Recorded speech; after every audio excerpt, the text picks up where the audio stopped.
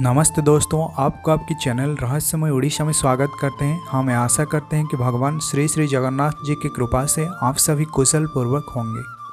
अनंत कोटि विश्व ब्रह्मांड के स्वामी भगवान श्री अनंत माधव के श्री चरण कमल में ये अधम दास का कोटि कोटि नमन। तो दोस्तों, हरि कथा मंदाकिनी का एक दूसरा अध्याय में आप सभी को स्वागत करते हैं। हरि अनंत, हरि कथा अनंत, ये कहने का तात्पर्य जो हरि के साथ जुड़ जाते हैं अर्थात जो अनंत के साथ जुड़ जाते हैं वो भी अनंत गुण राशि को प्राप्त कर लेते हैं। दुनिया का हर एक वस्तु जो अनंत के साथ जुड़ जाता है उसका गुण और धर्म अनंत के साथ जुड़ जाता है। इसीलिए तो कहा जाता है कि भक्त और भगवान के बीच कोई अंतर नहीं रहता, क्योंकि भक्त हमेशा भगवान के साथ जुड़ा रहता है। तो दोस्तों, आज हम इस वीडियो में बात करेंगे आने वाले समय में विश्व का हालत क्या होने जा रहा है।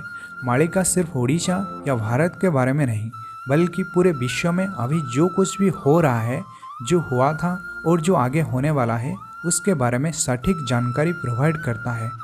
हम आपको पहले भी कई बार कह चुके हैं और अब भी कह रहे हैं, मालिका लोगों को डराने के लिए नहीं, बल्कि लोगों के अंदर चेतना शक्ति का जागृत करने के लिए महापुरुष पंचसखाओं ने मालिका शास्त्र का रचना किया है। वास्तव में ये मालिका नहीं, बल्कि मालिका के रूप में शब्द ब्रह्म है, जो एक बार भक्तों के कानों तक पहुंचकर उनके अंदर चेतना शक्ति को जागृत करने का काम करता है। जब तक मनुष्य के अंदर चेतना शक्ति का विकास ना हो, तब तक मनुष्य माया के बंधन में बंधा रहता है और इसी माया के बंधन को तोड़ने का काम करता है मालिका शास्त्र। इसी घोर कलिकाल में संजीवनी की तरह ये काम करता है।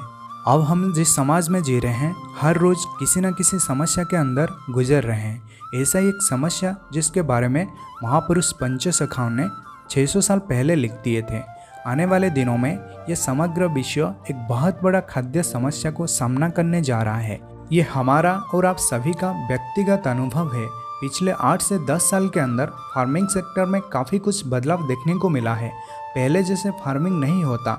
हमने बचपन में देखा था कि गांव में सभी लोग, चाहे वो धनी श्रेणी का हो या फिर गरीब श्रेणी का लोग हो, खेतीबाड़ी अवश्य करते थे। लेकिन आजकल बहुत सारे खेत बिना खेतीबाड़ी के ऐसा ही पड़ा रहता है, नहीं तो उसके ऊपर बड़े बड़े इमारतें खड़ा किया जाता है। अब लोगों के अंदर फार्मिंग की कोई इंटरेस्ट नहीं रहा।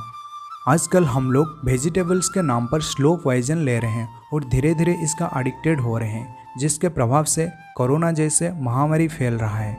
महापुरुष श्री अच्युतानंद जी इसके बारे में 600 साल पहले बताए थे कि आने वाले समय में दिन प्रतिदिन महंगाई बढ़ता जाएगा।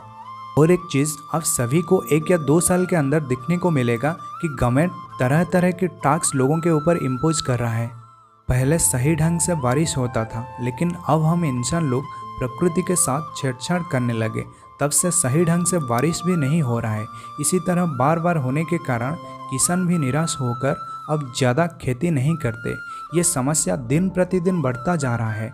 हमने प्रकृति के साथ जैसा बर्ताव कर रहे हैं, प्रकृति भी हमारे साथ ठीक उसी तरह व्यवहार कर रही है। आज समाज में जो कुछ भी हो रहा है, इसके पीछे हम इंसान ही हैं। महापुरुष श्री अच्युतानंद जी अपनी मालिका शास्त्र में ये भी लिखते हैं कि आने वाले समय में ये चीज़ देखने को मिलेगा कि बहुत संख्यक फार्मर सुइसाइड करेंगे। भगवान ना करे कि ऐसा एक दिन देखने को मिले। अगर देश में किसान नहीं रहा तो देश भी नहीं रहेगा।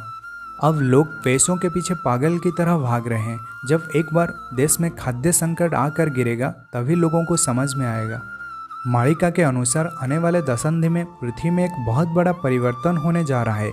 इसे सिर्फ भक्त लोग ही समझ सकते हैं, क्योंकि बाकी लोग अभी माया में इतना ज़्यादा भ्रमित हो रहे हैं कि अभी तक उन्हें पता नहीं चला कि ये सब हो क्या रहा है।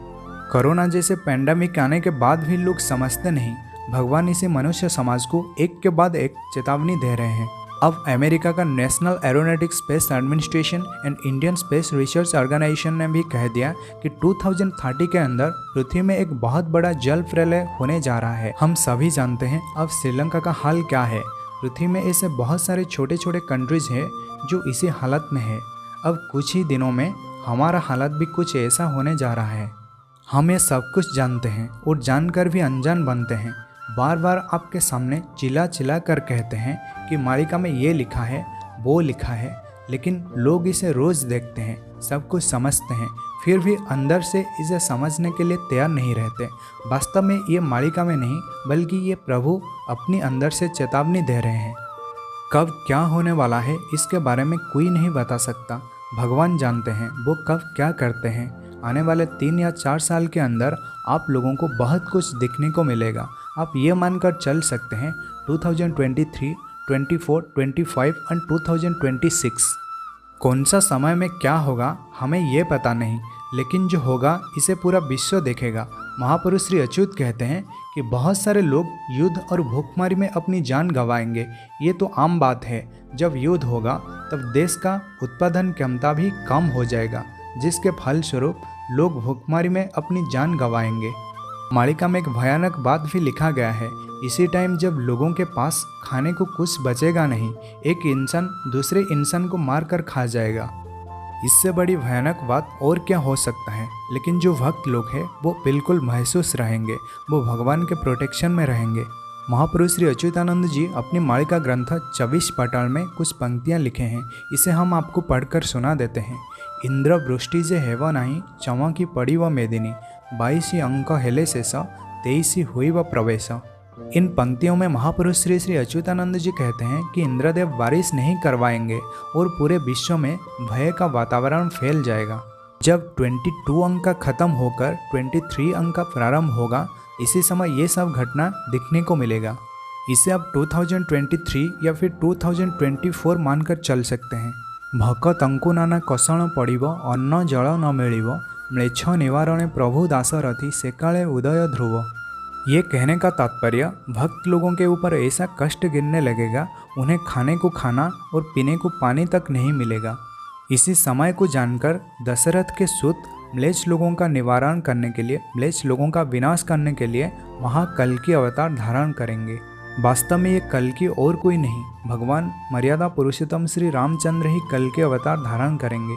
इसीलिए महापुरुष उन्हें दासरथी कहा है, अर्थात जो दशरथ के सुत। तो दोस्तों, आप सभी से हमारा इतना प्रार्थना है कि आप भगवान की दिव्य और पवित्र नाम को अपनी हृदय में हमेशा संकीर्तन करते रहना। हरि नाम संकीर्तन एकमात्र उपाय है जो आपको समस्त संकट से उद्धार कर सके।